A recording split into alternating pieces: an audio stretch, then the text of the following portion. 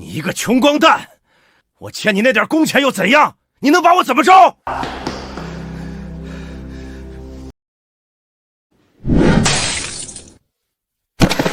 哎呀，你跟一个臭打工的犯什么浑？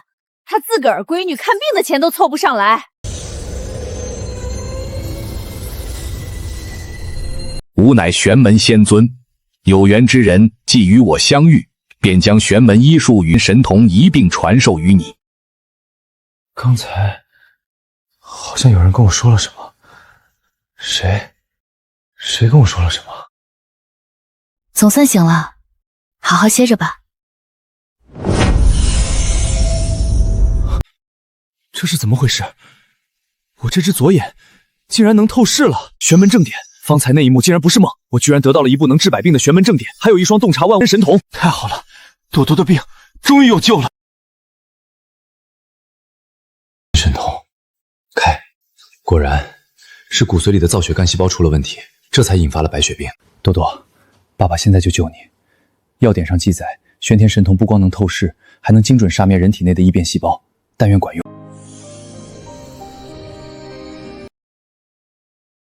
多多，你的病治好了，走，咱们回家去。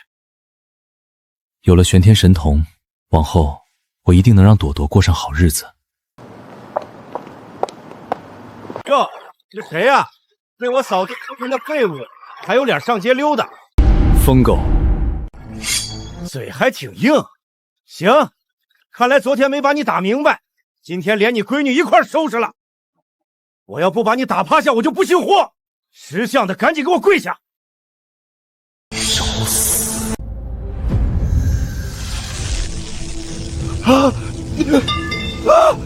我的身体怎么回事？天哪，老公，你的脸，你怎么一下子老成这样了？送我去医院，快送我去！穷鬼，你到底对我老公做了什么？是他先动的手，他干的缺德事太多，老天爷看不下去，招报应了。我不过是替天行道。老公，你醒醒，是我错了，我这就带你上医院。这一切都是你们自找的，好好享受最后的时光吧。爸爸，我害怕，咱们快走吧。别怕，爸爸带你回家。出什么事儿了？不清楚，好端端的人怎么就倒下了？哎，这不是那个老沈吗？这人怕是撑不住了吧？哎，回天乏术了。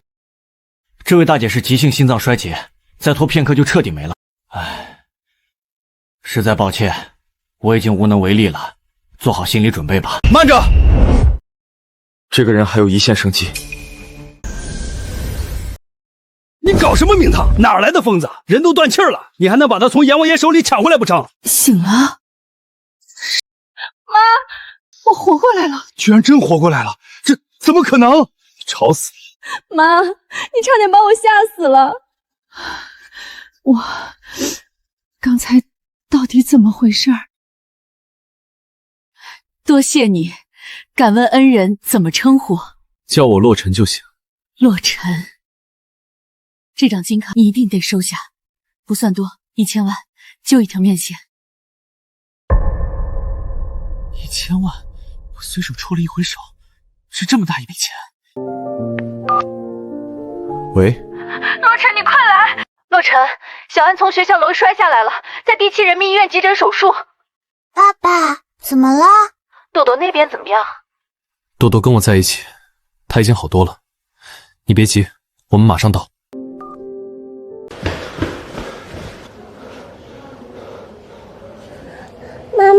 妈妈，宝贝，你今天脸色好多了。爸爸给我扎了针，不疼的。我梦见在缝骨头，醒了就好啦。扎针？朵朵的白血病怎么会扎几针就好？难道是医院那边为了哄她，善意的谎言？看着应该没什么问题。回去之后，我再用针帮儿子恢复一下。陆安家属，右腿胫骨闭合性骨折，手术顺利，住院押金先去交一下，5万。念初师妹，听说侄儿受伤了，我正好在附近开完会，顺路来看看。侄子现在怎么样了？手术还顺利吧？谢谢关心，手术很顺利，就是需要住院观察。需要我帮忙交押金吗？我这里有现金。不用麻烦裴先生，我们自己来。裴子轩，你跑到医院来做什么？我自然是来探望小侄子的。怎么着？你一个入赘的，还想拦着我不成？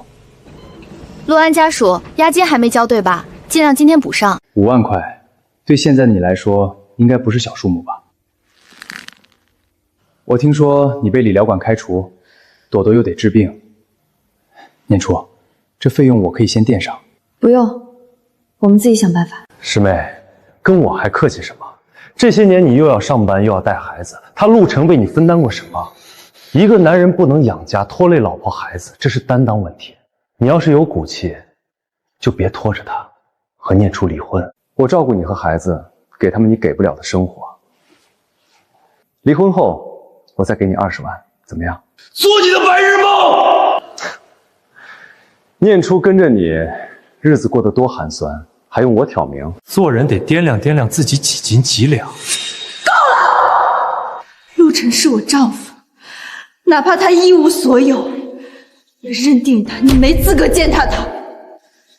念初师妹，好了，你可以走了。你又何苦为难自己呢？跟了我，锦衣玉食享之不尽，不比守着他强。我们家的事儿，轮不到外人指手画脚。从今天起，我会让我妻子过上最好的日子，谁也别拿穷压我。之前我救了沈玉堂，他给了我1000万，只要这张卡里的钱取出来，一切问题就都能解决了。你当真觉得自己能翻身？你连亲生儿子住院费都凑不齐，拿什么放好眼？谁告诉你我付不起的？别在这装模作样，我倒要看看你怎么付这笔钱。念初，相信我，不会让你和孩子再吃苦。我相信你。相信？我倒要看看你能装到什么时候。拭目以待，别到时候自取其辱。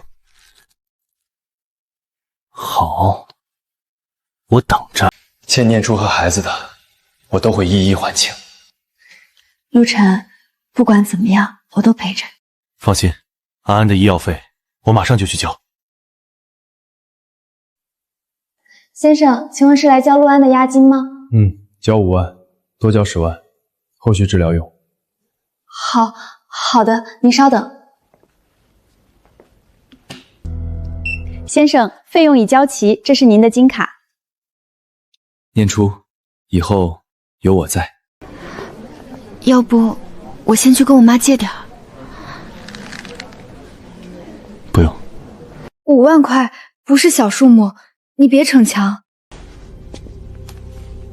念初，我说了，这钱我可以先垫上。咱们师兄妹一场，你别跟我见外。密码没变，还是以前那个，拿去用。我说了，不用。你看看，你把念初逼成什么样了？孩子住院的钱都拿不出来，还死撑着。男人做到你这个份上，你说完了吗？说完就让开，挡着人家排队了。前面的到底交不交？不交让我们先交。住院号：陆安，骨科，昨天做的手术。陆安，胫骨骨折内固定术后，住院押金5万，怎么支付？先生，您这张卡怎么了？余额显示1000万，这是黑钻卡。多少？1000万？我没看错，1000万整。不可能，你看错了。您自己看。陆晨，你哪来这么多钱？押金刷5万，另外 VIP 病房有空的吗？给我儿子升级。有的，我这就帮您办。爸爸，我们有很多钱了吗？够用了。那能给哥哥多买几个橘子吗？买1筐都行。1000万？他哪来的1000万？朵朵的病突然好了，现在又是这张卡，他身上到底发生了什么？陆先生 ，VIP 病房已经安排好了，12楼单间，这是收据，请收好。谢谢。走吧，去看看安。陆晨，你最好能解释清楚这钱的来路。跟你没关系。这年头有钱人都低调。这个废物哪来的钱？这个是爸爸。你把我腿画太长了。你的腿本来就长嘛。疼不疼？不疼，就是有点胀。胀是正常的，骨头在愈合。不过，骨头接上了，但周围的经络淤堵的厉害，暗红色的气势，针灸应该能化开。你要干什么？给安安扎几针，通通经络。在这里扎，用不用叫医生？不用，你看着就行。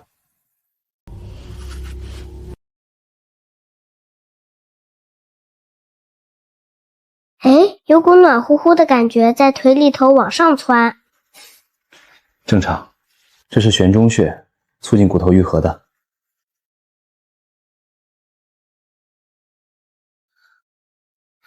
好舒服。这个手法，家属不能随便给病人针灸。我是医生。您有执业医师证吗？有。你要看吗？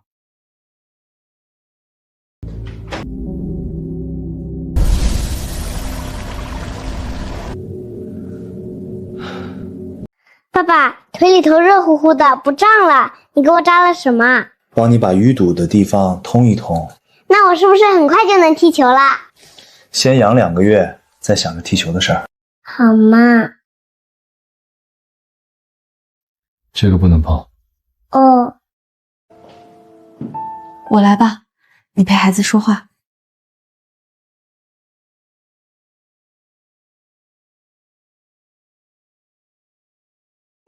这个针灸包不是新买的，他以前从没学过医，怎么突然就会针灸了？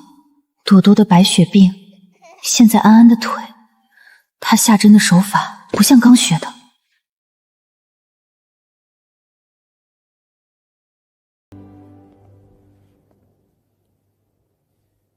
他们俩都睡了，你也回去睡吧，我守夜。不急，我有话问你。朵朵的病是怎么好的？用针治好的。你今天给安安扎的针，跟给朵朵扎针的手法一样，对不对？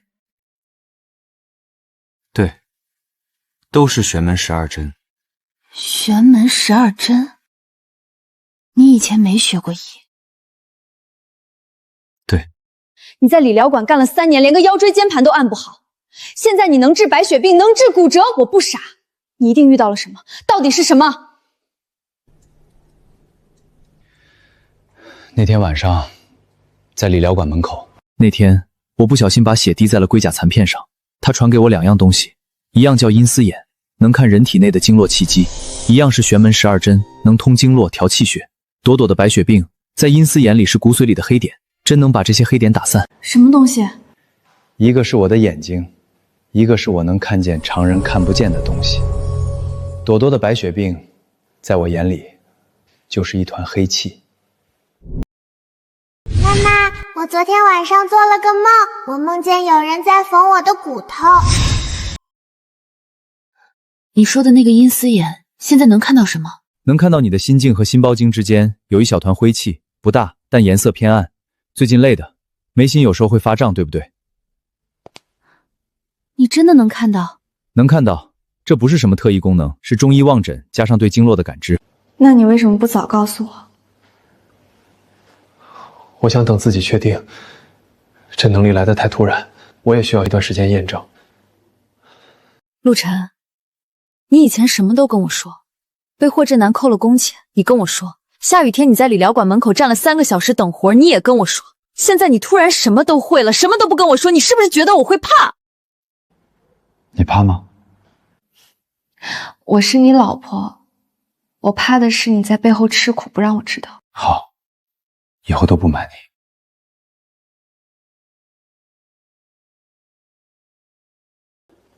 霍先生，检查结果都出来了，我建议你们做好心理准备。大夫，到底是什么病？挂了2天号，查了一堆项目，总得给个准话吧？多器官功能衰竭，肝脏、肾脏、心脏3套系统同时出现问题。肝功能的指标高出正常是12倍，肾小条过滤只剩正常人的1/3，心脏彩超显示心肌在快速萎缩。能治吗？坦率地说，目前国内针对这种情况没有有效的治疗方案，病因我们查不出来，不是病毒，不是毒素，不是自身免疫。我只在文献上看过一例类似的报道，是美国的病例，患者从出现症状到去世一共用了17天。不可能，他就是突然脸上长皱纹，怎么就会死呢？查错了吧？你们再查查！我们已经做了最全面的检查。霍先生，你们最近的经历里有没有接触过什么特殊的人，或者发生过什么特别的事儿？陆晨，对，就是他干的好事儿。谁干的？一个叫陆晨的穷鬼，以前在我老公店里打工，他瞪了我老公一眼，我老公就变成这样了。从医学角度来说，眼神不可能造成器官损伤。是他，只有他能让我好起来，他能让我变成这样，就能让我变回去。找他。小陆，你要的针具和纱布我帮你带了。谢了，周叔，给我就行。小陆，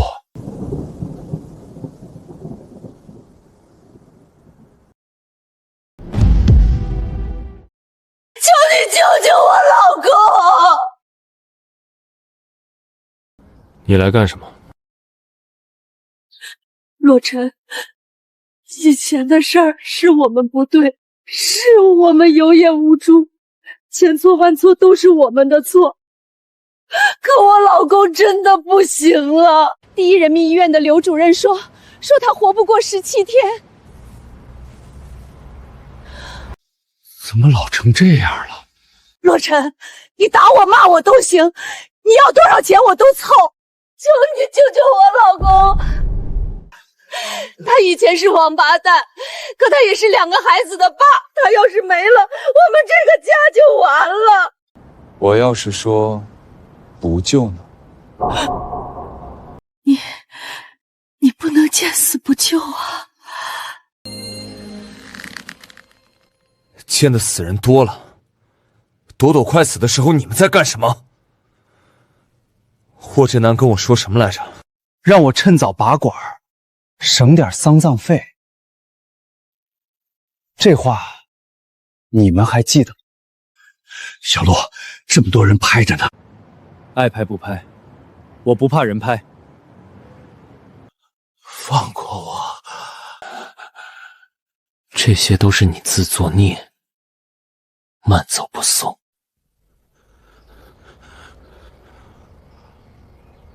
老公，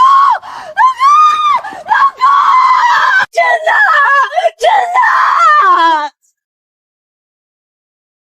小陆，真不救？说不想。有些人救了也是祸害。周叔，有人约我去一趟保和堂，先走了。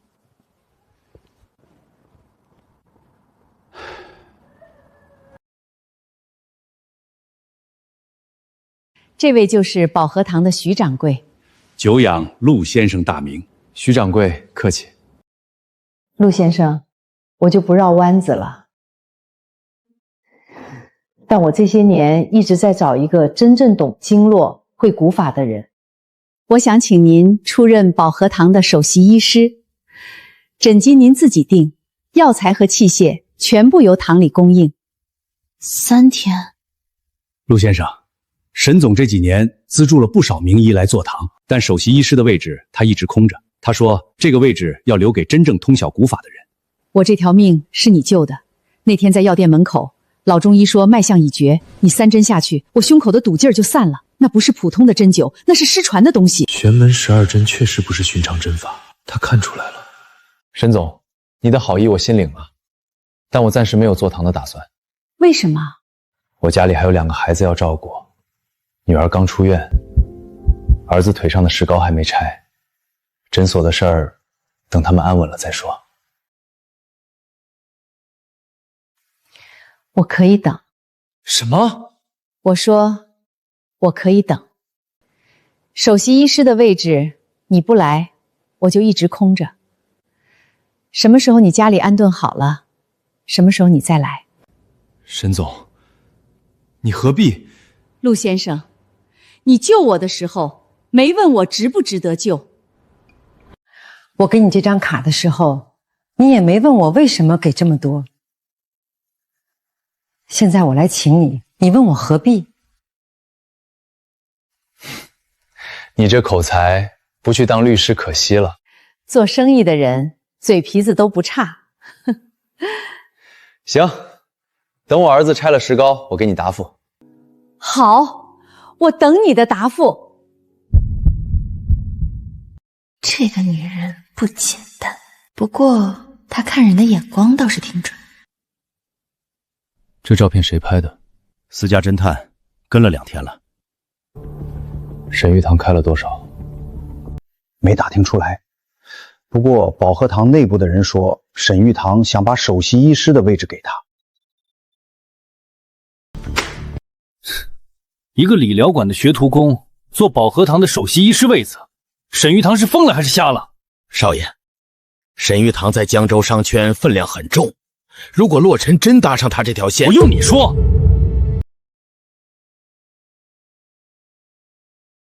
裴少，之前你跟我说，有些事可以帮上忙。一个无名小卒，会点中医，最近风头有点大。沈玉堂想请他坐堂，我看了他扎针的视频，确实有点东西。什么程度？先回答我，你们要多少？要看是哪条道上的。如果是古医派的，价码不一样。古医派是什么？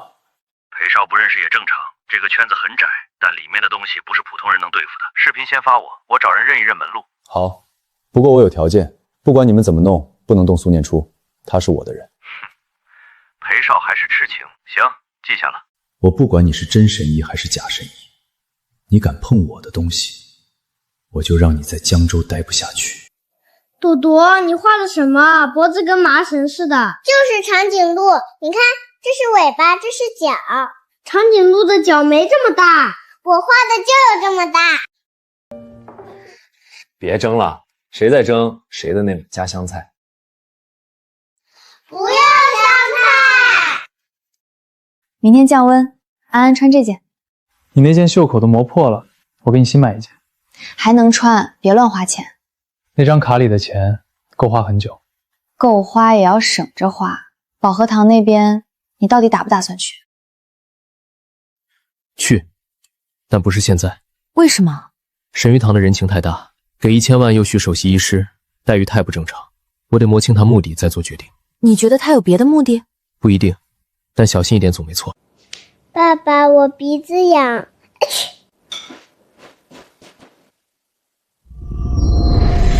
这是中毒，不是食物中毒，是有人往气血通道里下了毒，用的是以气带毒的寒凉药引，顺经脉渗入骨髓。多多的白血病刚好，髓腔是最薄弱的地方，这一下等于直接往缺口上捅。怎么了？没事，可能有点着凉，我去给他冲杯板蓝根。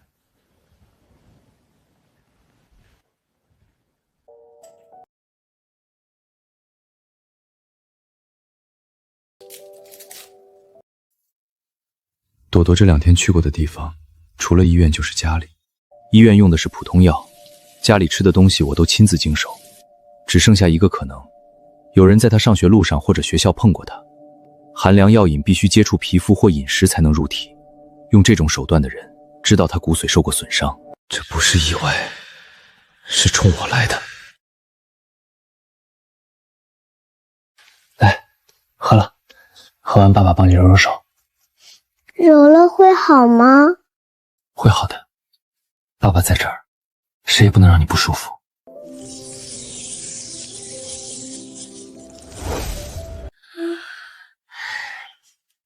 爸爸，我想睡觉了。去吧，爸爸抱你进去。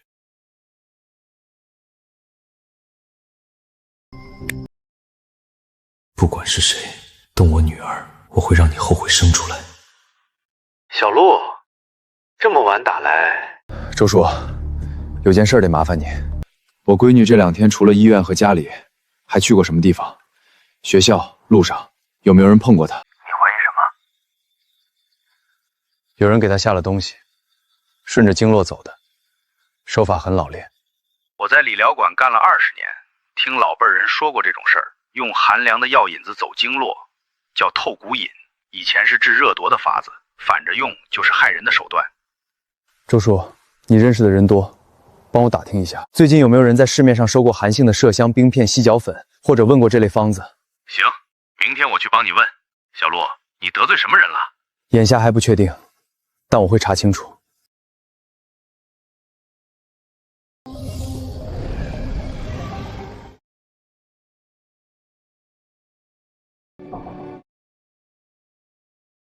在这里盯着我家窗户站了至少1个小时，那就是踩过点的，知道孩子什么时候在家，什么时候出门。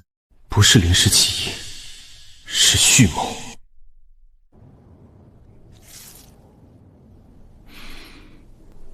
麝香，纯度不低，不是市面上普通药房能买到的药。这种品级的寒药，普通人根本接触不到，背后的人有渠道。不管你是裴子轩的人，还是别的什么人，这是最后一次。下一次，你不会有机会站在这棵树下了。视频看了？看了，针法确实有路子，但不是寻常筑几铺那一套。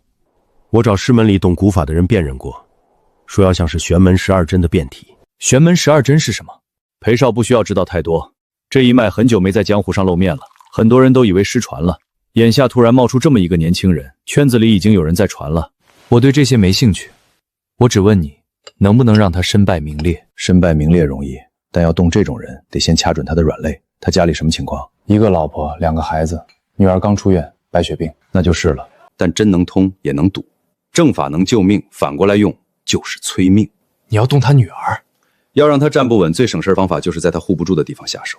裴少放心，我有分寸，不用伤人，只要让他乱了阵脚，人一乱，破绽就出来。透骨引，听说过吗？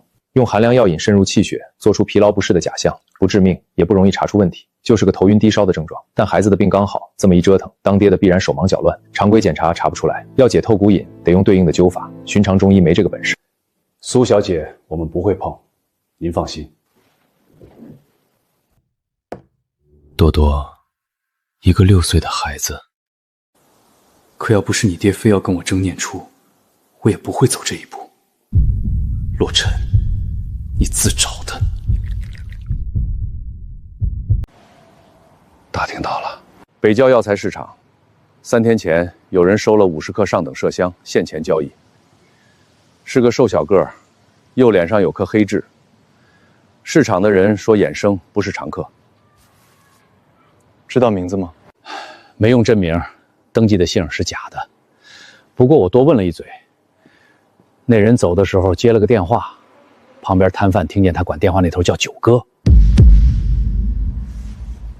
九哥，道上混的，姓谢，外号谢九，以前在城南开过推拿馆，后来被查了，因为没有行医资质。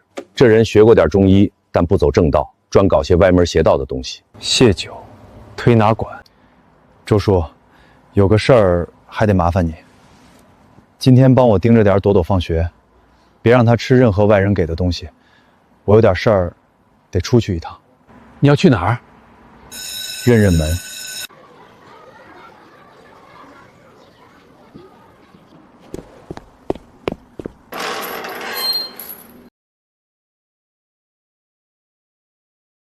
九哥，那个姓裴的又打电话催了，问什么时候再动手。急什么？上次在幼儿园门口给那丫头衣服上沾了点药引，够她发几天低烧了。等姓陆的手忙脚乱带着孩子到处求医的时候，我们再放下一步。那下一步是什么？第二次是加码，趁他气血虚弱的时候再下一次，让衡量药性沉入骨髓。第三次，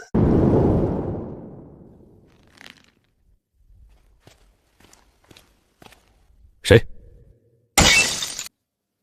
你是谁？你动了我女儿。陆先生果然找到了，我倒也不意外。玄门12针的传人，看经络的本事应该还是有的。既然你知道透骨饮，那你应该也知道这个方子不好解。没有我手里的解药，你女儿的寒症会一天比一天重，最后……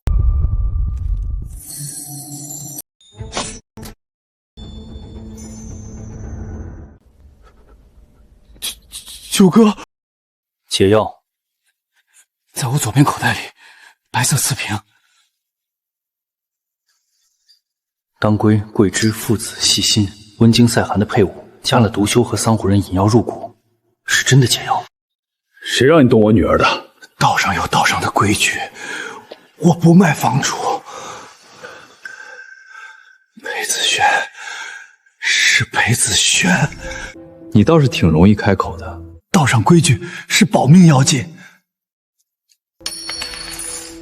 谢九，我今天不废你，不是因为你运气好，是因为我要你去给裴子轩带句话。什么话？别碰我的家人，下一次我不会只用3根手指。还有，你丹田那团煞气，再用药淬针炼下去，3年之内，你的手太阴肺经会全部堵塞，到时候别说是下方针，你自己喘气都费劲，好自为之。你去哪儿了？一个下午不见人。多多，把这个吃了，甜的。是药吗？是糖，爸爸专门给你买的。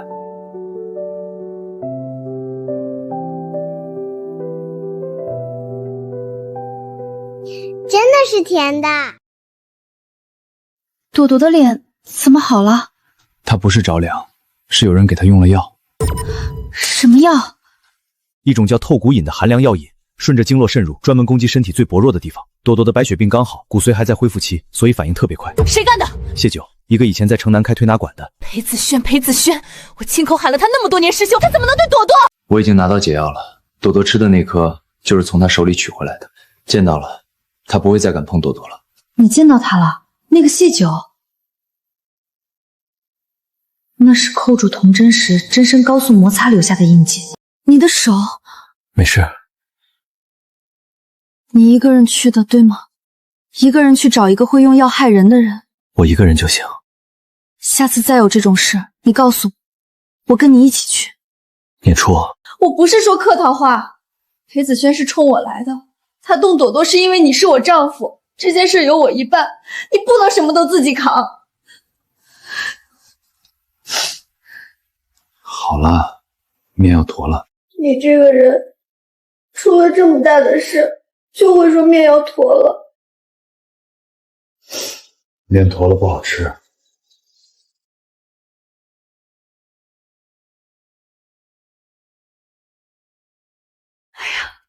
陆先生，我以为你不来了。答应过你的。这位是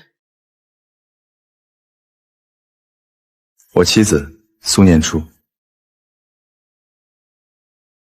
苏小姐，久仰，你先生救过我的命。他跟我说了，沈总客气。陆先生，今天来的人不少，其中有几位是江州中医药协会的，等会儿我给你引荐。不用刻意介绍，我今天就是来吃饭的。行，那你先坐，我给你留了主桌的位置。保和堂。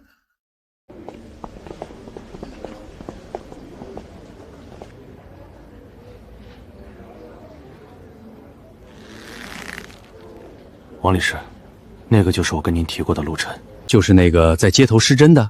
对，自称祖传医术，但没有行医资质，也没有在任何正规医学院学习过。最近在短视频上有些热度，但我查过了，他以前就是个理疗馆的学徒工。理疗馆学徒，那怎么跟沈玉堂搭上的？我也不太清楚。说是救了沈总一命，具体细节不用说了。恭喜恭喜，保和堂30年江州中医的旗帜。这位衍生是保和堂新请的大夫？这位是陆晨陆先生，我之前跟您提过的，就是他在街头救了我。哦，久仰久仰。陆先生师承哪家？祖上是哪位医家？我认识不少江州的老中医，说不定有救。不是江州的，我家祖上是外省的，陆谦。陆谦是我孤陋寡闻，没听说过。那陆先生的执业医师证是在哪个省份考的？那你考上了吗？没考。那就是无证行医了。沈总，你这保和堂的首席医师位置怎么能给一个没证的年轻人呢？王理事，我沈玉堂看人的眼光，您还不相信？陆先生的医术，我亲身体验过。老中医诊出7绝脉的时候，是他把我救回来的。沈总，中医讲究辨证论治，偶尔一个病例见效，不等于医术过硬。万一是碰巧呢？万一是误打误撞呢？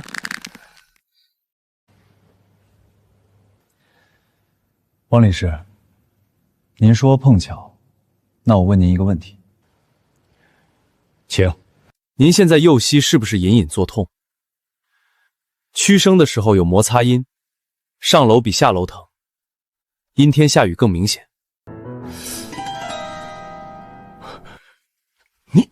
你怎么知道？您刚才从门口走到这张桌子，走了27步，其中左脚落地的时间比右脚长1/4。正常人的步态是左右右对称的，但您不行，因为右膝着地时盆骨外侧压力太大，骨面有磨损。这不是什么神迹，中医望诊讲望形而知病。王理事，这位小先生看得准。您几个月前来找我看过这个膝盖，我当时开的方子也是这个判断。王理事，我们还是说正事吧。陆先生，就算你望诊有些功底，但无证行医终究是无证行医，中医行业有规矩。你想干什么？这不是针，是用纸，不违法。疼，好疼！陆先生，你对他做了什么？他最近火气太重了，胃火加肝气上逆，我帮他顺一顺。裴子轩，这一下只是提醒。你让谢九做的事，我不在这里说，给你留最后一点面子。但如果再有下一次，我帮通的可就不只是胃了。我错了。安排人送裴先生去洗手间。是，沈总。他身体不适，别再让他回宴会厅了。陆先生，刚才你说我膝盖的事儿，有没有什么好的调理方法？有，饭后给您写个方子。小先生，老夫行医40年，还没见过用指法就能诱发胃经气冲的。你那一下手法能不能？老先生，先吃饭，菜凉了就不好吃了。好，先吃饭。看好裴先生，别让他再进来捣乱。是经理。老先生，你说陆先生的手法到底是什么？多谢陆先生，多谢陆先生。好方子，字迹工整，精妙啊！举手之劳。陆先生，今日多谢了。应该的。小先生医术高超，老夫佩服。陆先生大恩，没齿难忘。陆先生，上次你说等安安拆了石膏给我答复，现在石膏也拆了，我就顺嘴问一句，你怎么想的？坐堂可以，但我有3个条件：第一，每周坐诊不超过3天，家里2个孩子，我得有时间陪。没问题。第二，我只治疑难病症，普通的风寒感冒、腰腿疼，孙大夫他们比我拿手，不要往我这儿推。行，我回头跟徐掌柜说，普通门诊的号不挂你的名。第三，诊金我自己定，有的病人可能只收几十块，有的病人可能收几十万，定价的权利在我，保和堂不抽成。第3条我答应，但有一样，保和堂的药材和器械是堂里出的，但药材费得另算。公平。那我就当众宣布了，明天开始，陆晨先生正式坐镇保和堂首席医师，专治疑难。好，好，好！我等了多少年，总算等到一个真正的能人坐镇了。徐掌柜，您这话说的，我们这些老家伙就不算能人了？你们算，但陆先生，他算妖怪。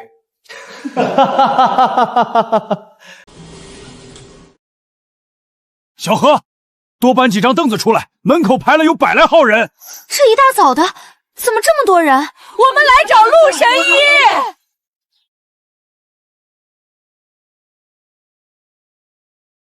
陆大夫，外面的号今天上午的已经挂完了，还有人在往这边来，要不要限号？不限，让老徐安排一下，普通的给孙大夫看，疑难的分到我这边。什么是疑难的？孙大夫看不了的就是疑难的。陆大夫，我失眠10年了，安眠药越吃越多，现在不吃根本睡不着，吃了也就睡3、4个小时，醒了就再也睡不着。心肝两经之间的精气互通，肝气扰动心神，情绪长期压抑，肝气郁结，郁而化火，上扰心神。何阿姨，您失眠之前家里是不是出过什么事儿？我老伴儿10年前走的，心梗没抢救过来，走的前一天我们还吵了一架，然后就失眠了。是，从那以后，一开始是做梦，梦见他回来了，醒了就哭，后来不哭了，但就是睡不着，脑子里翻来覆去的都是那天吵架的话，觉得自己对不住他。您这不是睡眠问题，是肝气郁结，郁久化火，火气扰心神。安眠药只能强制入眠，解决不了肝经的郁结，情绪不通，经络就不通，经络不通，神就安不下来。我给您扎5针，行间、太冲这俩是疏肝的，神门、内关这俩是安神的，最后1针在百会，引气血上荣脑髓，助您入睡。针留15分钟，您闭眼，什么都别想。怪了，我这会儿觉得头顶凉丝丝的，像有风吹进去。不是风，是气血通了。今天晚上睡觉前别吃安眠药，用热水泡脚，水里加一把艾叶，明天再来1针，连续5天，睡眠应该能恢复。大夫，你这手艺值多少钱？您的诊疗费50块。50块治我10年的失眠，我这辈子没遇到过这样的事儿。下一个，谢谢陆医生。今天挂号的有123个，你现在看了47个，剩下的都是普通门诊，分流给孙大夫了。你要不要歇一休？不用，下一个。下一个是个特殊的患者，不在队里。什么意思？他从早上就站在街对面，不进队，不挂号，也不走，一直盯着保和堂的大门看。刚才小何出去请了他一次，他说他要等所有病人都看完了才进来。让他进来吧，最后一个了，不要紧。听说这里来了一位能忘形治病的年轻大夫，老头子路过江州，顺道来见识见识。请坐，您怎么称呼？姓邱，朋友都叫我老邱。这是什么人？这具身体扛过了多少次摧残？右肺那团黑气不是普通的内伤淤血，倒像是某种特殊的功法反噬，黑色中隐约透着金属光泽，和普通气质截然不同。你能看见什么？能看见很多，但有一件事是，恐怕你也说不清楚。什么事？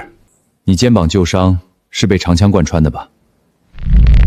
还有右侧第3、第4根肋骨，年轻时断裂过2回，不是同一年伤的。以及你右肺里有团淤积，那是内伤没好全留下的，对不对？你刚才说的那些肩胛伤、肋骨、右肺淤积，你看见的？我看得见你的内伤。右肺的淤积不是普通的内伤，它色泽墨黑，泛金属光泽，能随呼吸而动，这不是单纯的淤血，更像是被某种力量反噬后留下的气机烙印。邱老，您练的应该不只是外加的硬功吧？你连这个都看得出来？经络不会撒谎，陈伤是陈伤，反噬是反噬，两种病的痕迹不同，不管是什么原因造成的，我可以试着为您施针。但是丑话先说啊，这种陈年旧伤不可能一次清干净，需要缓缓涂脂，大概3到5次才能有明显的成效。您能接受吗？活了这把岁数了，这点耐心还是有的。小伙子，上针吧。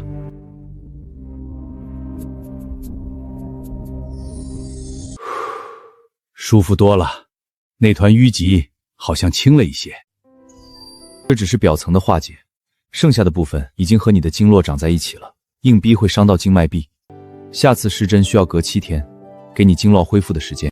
我邱伯安走南闯北几十年，见过无数名医，你是第一个让我看不透的。你姓陆？对。您到底想说什么？他是来干什么的？我不知道，但他知道的东西比我多。能够认出阴司眼看到的伤，他知道青囊散人的传承，他甚至可能知道那些我没见过的东西。邱老，还有5天才是第2次施针的日子。知道，今天不是来治伤的。顺路买了只烧鸡，带了坛老酒。路过江州，一个人喝酒没滋味，你陪我喝2盅。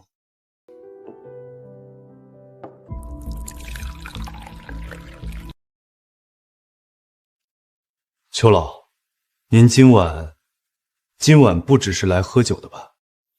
那我就直说了，陆晨，你祖上陆琪和青囊散人的传承有人盯上了。谁？古一蒙。谁的祖宗留了秘本，哪个流派传了失传的针法，他们都会盯上。盯上了，要么招揽，要么吞并，没有第3条路。我怎么从来没听说过？因为你不在这个圈子里，你的传承是突然获得的，不是从小拜师学起来的。他们想干什么？按照古一盟的规矩，他们会先派人来请你入盟。如果我拒绝呢，那就不请了，直接收人。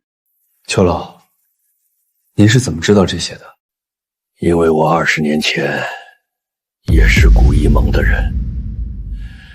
20年前，我是古一盟的外执事，负责处理那些不愿意配合的古一传人。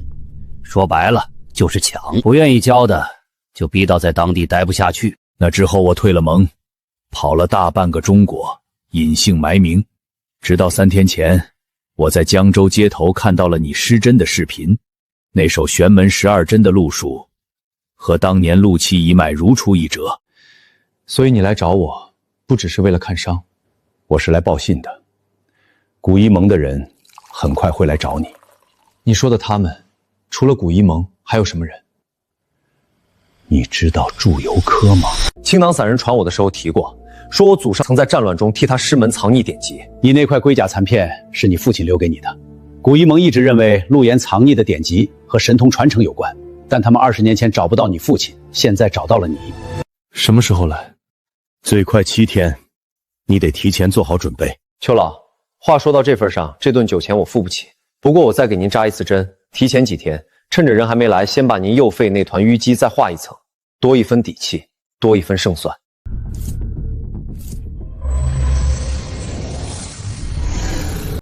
还剩3成，下次施针前别跟人动手。我欠你2次人情。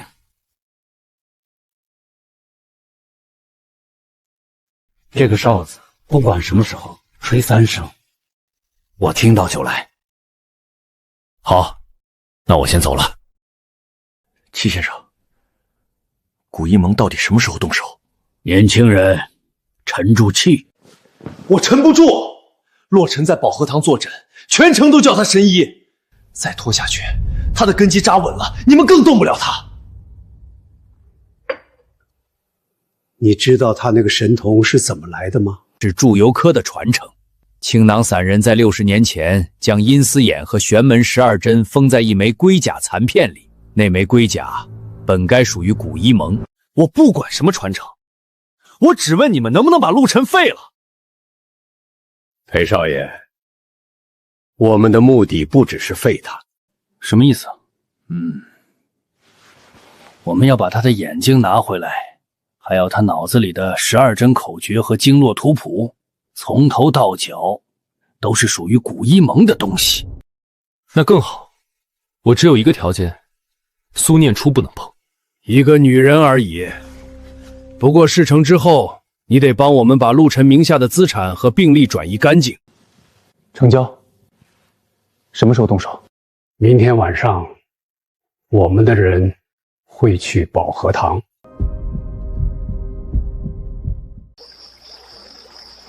上头怎么说？姓陆的每周2、4、6坐诊。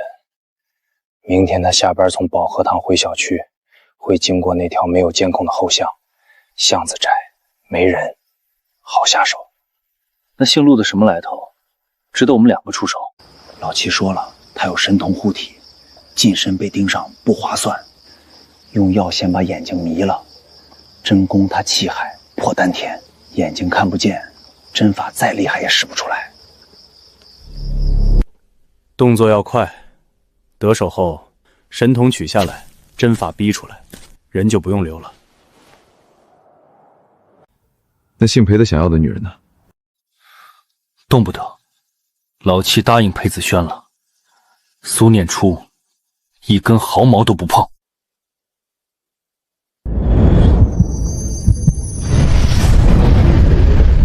2个人，经络有药淬痕迹，是长期用药液淬体的人，冲我来的。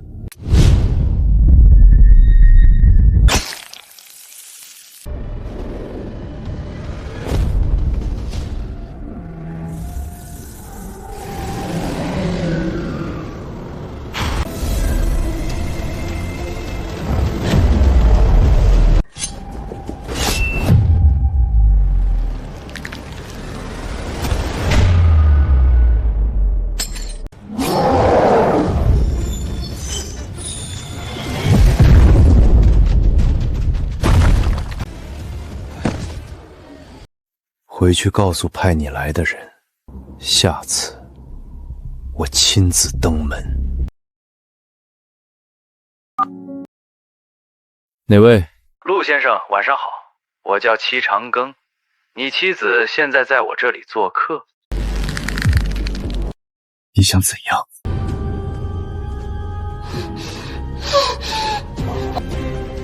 我来了，放人。痛快！我就喜欢和痛快人打交道。东西带来了吗？你的眼睛，祝由科的神本来就该是古一盟的东西，60年前私自封存，今日我来收回。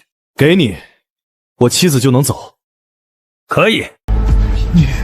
你别动。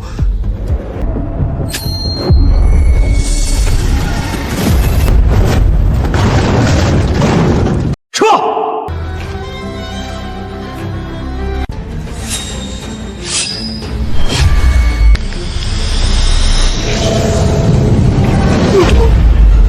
你的手，皮肉伤。你答应过我，不会再一个人扛。这次不算，这次是2个人，你绑在这儿，我再救你。我们配合的还行。配合什么配合？你手都这样了。回去你包扎。刀伤，你跟古一盟动手了？古一盟3长老之一，专管外收，你把他打退了？算打退了，但他不打算收手。苏念初被绑的时候，他说神童是青囊散人私自封入龟甲的，古一盟认为这传承本该是他们的。这事说来话长，60年前，青囊散人是古一盟的克琼长老，负责整理祝由科的失传典籍。后来他发现古一盟是想把祝由科的秘术据为己有，于是他和古一盟决裂，将最核心的12针筒与口诀封入一枚龟甲，托付给门下的弟子。你把龟甲拿出来。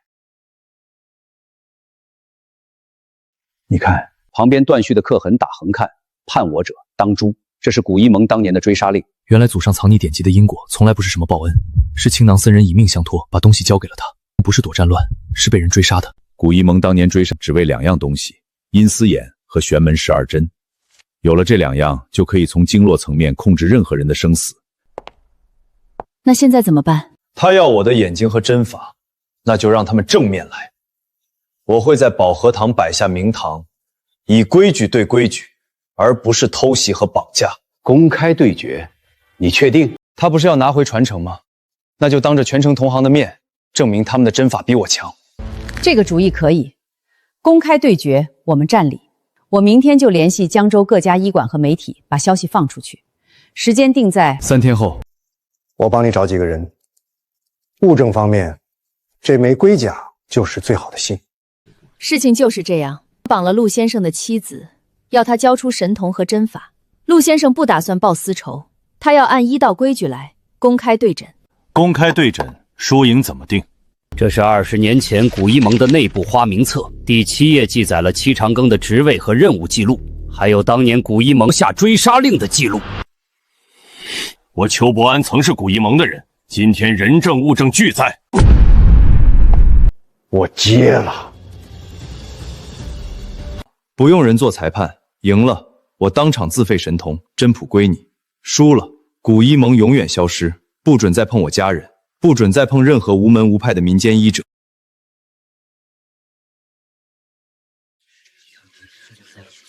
今天是公开对诊，3道题，3局2胜，双方各出1人，以真法立约，输赢由在座同行公议。戚先生远道而来，第1题由他先出。抬上来。第1题，风邪锁颈，风邪入络，筋膜将死。我只给他扎过1针，封住大根穴，暂缓疼痛。现在轮到陆先生出手，看看神童传说是不是真的。先封后引，堵住最大出口，压力小了，但寒邪憋在里面排不出去，好阴的针。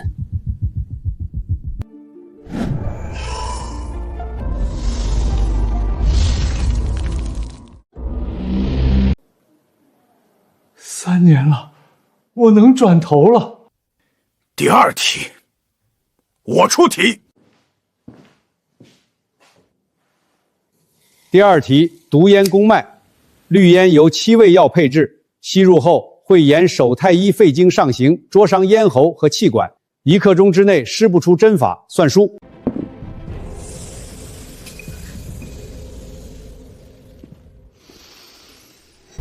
赤烧、乌梅、甘草、黄芩、莲草、剪角、玄参。第1针，合谷；第2针，列错；第3针，恐醉；第4针，迟则，以快打快，将青黑轨迹逐层拦截包裹，反向催化。毒烟被化解了。第3题，我跟你比针，你穿指断发。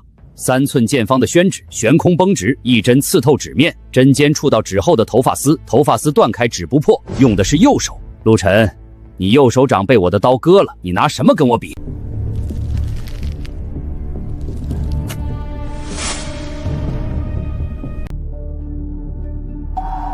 他左手也能用12针。